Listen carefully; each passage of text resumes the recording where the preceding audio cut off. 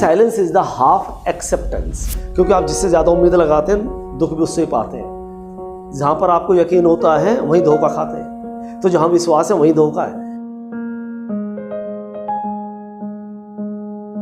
कोई आवाज़ हमें आई, जब बेशक हमारे नाम की नहीं, पर बाहर किसी ने तेज आवाज़ लगाई, हमारा ध्यान तो जाता है। बेशक हम सुन करके चुप रह जाते हैं, क्योंकि चुप रहना भी एक रेस्पॉन्स है।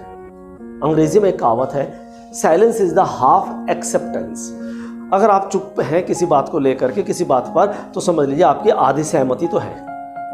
किसी ने आपसे और हमसे बड़े प्यार से कहा आप तो मेंटल हैं, आप तो पागल हैं, हम चुप रहे, इसका मतलब हमने स्वीकृति दे दी, हाँ आप जो कह रहे हो ठीक है। तो जहाँ ज़रूरत हो वहाँ चुप रहना चाहिए, जहाँ ज़रूरत ना हो, ठीक है, वहाँ फालतू क्या, वहाँ कुछ भी नहीं बोलना चाहिए, ये कुछ भी नहीं बोलना चाहिए। जहाँ ज़रूरत हो वहाँ ज़रूर चुप रहना चाहिए, ठीक है। जहाँ बोलने से झगड़े होते हो, मनमुटाव आते हो, वहाँ चुप रहना चाहिए। जहाँ बोलने से आग में घी की तरह काम करता हो, वहाँ चुप रहना चाहिए। लेकिन जहाँ बोलने से सर्विस मिलती हो, मार्क्स मिलते हो, वाइवा अच्छा जाता हो, इंटरव्यू अच्छा जाता हो, किसी की लड़ाई कम होती हो, किसी को मोटिवेशन मिलता हो, वहाँ बोलना ज़रूरी है। तो कई लोगों को तो बोलना ही नहीं आया। जहाँ ज़रूरत नहीं है वहाँ बोल देते हैं, जब ज़रूरत होती है वहाँ बोलते नहीं है, वहाँ चूं भी नहीं निकलती मुंह से। और जहाँ ज़रूरत नहीं है वहाँ पूरे पता नहीं पूरी ज़िंदगी के गिले शिकवे सारे एक ही मिनट में सुना देते हैं। अभी मुश्किल से कुछ दिन पहले का, मतलब ज़्यादा हम बात करें 5 दिन हो गए होंगे मैक्सिमम, एक बच्चे का फ़ोन आया कि सर, मतलब पुराना बच्चा हमारा, तकरीबन शायद 2007 या 8 में पढ़ता हो, उसका फ़ोन आया कि सर वो आपको अपने बैच का याद है। उसने एक नाम बताया, तो वैसे एक नाम के तो बहुत सारे होते हैं, तो इसलिए हमने एकदम से याद नहीं आया, पर हमने कहा बताओ क्या बात हुई। कह रहे सर देखो जी, हमारे साथ पढ़ता था, ठीक है, और खाता पीता भी था, स्कूल में पढ़ता था, आपके यहाँ बैच में भी पढ़ता था साथ साथ। सर अब उसकी सर्विस लग गई और उसे घमंड आ गया। सर हमने घमंड कैसे आ गया, मतलब उन्होंने, उनके पापा जी गवर्नमेंट जॉब में थे और उनकी डेथ हुई, सर्विस में ही थे, तो उनकी जगह उसे जॉब मिल गई कि सर अब बात ही नहीं करता सीधे मुँह। तो हमने कहा तो सर आपको पता नहीं कब से सिखा रहे हैं। तो वहाँ हमारा बोलना ज़रूरी था। अगर उस बच्चे को वो मन में दुविधा में था कि मेरा पक्का दोस्त है, ठीक है, मेरा पक्का दोस्त है, और वो मुझे इग्नोर कर रहा है, तो फिर वो उसके मानसिक, उसके जो उलझन चल रही थी उसे निकालना हमें ज़रूरी था, वरना वो अपना काम नहीं कर पा रहा था। क्योंकि आप जिससे ज़्यादा उम्मीद लगाते हैं दुख भी उससे ही पाते हैं। जहाँ पर आपको यकीन होता है वहीं धोखा खाते हैं, क्योंकि जिन पे यकीन नहीं है उस पर आप विश्वास ही नहीं करेंगे। तो जहाँ विश्वास है वहीं धोखा है। जिस पे विश्वास ही नहीं है, सड़क पे चलने वाले इंसान पर, अनजान आदमी पर हमें विश्वास ही नहीं, तो हम धोखा भी तो नहीं खाएंगे ना उससे। तो हमने समझाया, हमने बेटा सर जी की 3 बातें आप भूल गए शायद, जो सर जी आपको तब से सुना रहे हैं, जब से हमने पढ़ाना शुरू करा, जब से हमने लाइफ में ऑब्जर्व किया और हर रोज़ करते हैं। 3 आदमियों को ही, 3 कैटेगरी के लोगों को ही घमंड आता है। और घमंड की पहचान ये है कि वो छोटे बड़े फ़र्क नहीं समझता, अपने आप को ज़्यादा होशियार और ज़्यादा समझदार समझता। तो उन्होंने कहा सर क्या है वो 3 पहचान, हमने आप भूल गए शायद, हमने बताया था। जिसको समय से पहले मिल जाए, जिसको समय से पहले मिल जाए, यानी जो चीज़ समय पे आ जाती है वो सही है। धीरे धीरे आप कमा रहे हैं, खा रहे हैं, पी रहे हैं, साइकिल खरीद रहे हैं, स्कूटर खरीद रहे हैं, कार खरीद रहे हैं, तो ये तो एक नेचुरल प्रोसेस है, इसमें घमंड नहीं आता। लेकिन आपको समय से पहले मिल जाए, जैसे कभी अपने पास चलाने को साइकिल या मोटरसाइकिल नहीं थी और दहेज में लड़की वालों ने कार दे दी, तो उसे घमंड आ जाएगा, क्योंकि सीधा कार पे बैठ गया है, उसने कमाया नहीं है, उसे सीधा कार मिल गई चलाने को, तो उसे घमंड आ जाएगा। वो सामने रिक्शा वाला आएगा ना, उसे बदतमीजी से बोलेगा। दूसरा हमने कहा जिसे हैसियत से ज़्यादा मिल जाए, यानी जितना उसमें पोटेंशियल उससे ज़्यादा मिल जाए।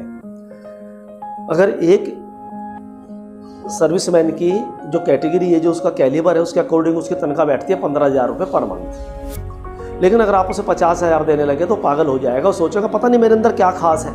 वो आम क्या खास आदमी को भी कुछ नहीं समझेगा। तो किसी को समय से पहले मिल जाए, या हैसियत से ज़्यादा मिल जाए, और या फिर बिना कुछ करे मिल जाए। करा कुछ नहीं, मिल गया सब कुछ।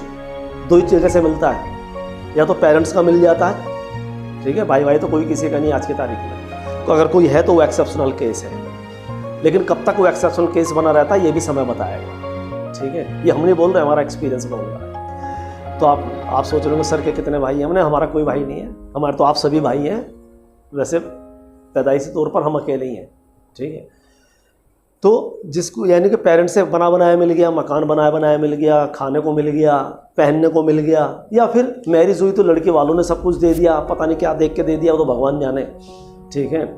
तो दहेज में मिल गया, जो कि हमारे देश का सबसे बड़ा दुर्भाग्य है कि यहाँ दहेज के लालची ज़्यादा हैं, और देने वालों में तो आजकल कंपटीशन लगा हुआ है।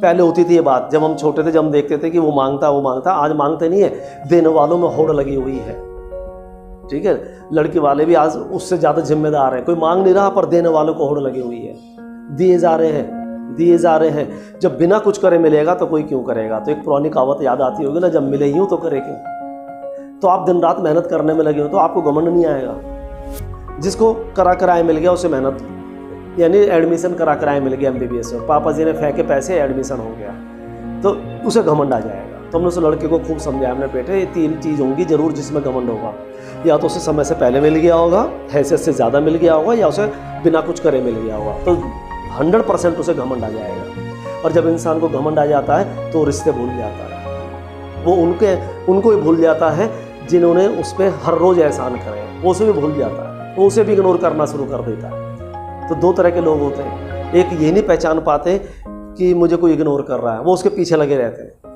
और एक सुशील शर्मा जैसे होते हैं, कोई इग्नोर करने के यहाँ सोचता है, पता हमें लग जाता है, वो हमें इतना इग्नोर करता है, हम उसे इतना इग्नोर करते हैं। तो आज की तारीख में जीना है तो लोगों के बोलने का इंतजार मत करिए, उनके सोचने पे समझ जाइए वो क्या सोच रहे हैं, उनकी खामोशी को पढ़ लीजिए। अगर आपने किसी की खामोशी को पढ़ लिया तो समझ लो आपको जीना आ गया। तो जबरदस्ती आप कदर नहीं करा सकते, तो ऐसे खूब बातें सुनाई, उसे खूब खुश करा, उसे हमने छोड़ उसे, अगर तेरी कदर होगी भाई तो तेरे से मिलेगा, तेरी कदर करेगा। अगर उसके दिल में जरा सी भी इज्जत होगी, अगर उसे घमंड होगा तो तू तो क्या भाई, आप तो क्या, आपसे बड़े बड़ों को भी इग्नोर कर रहा होगा।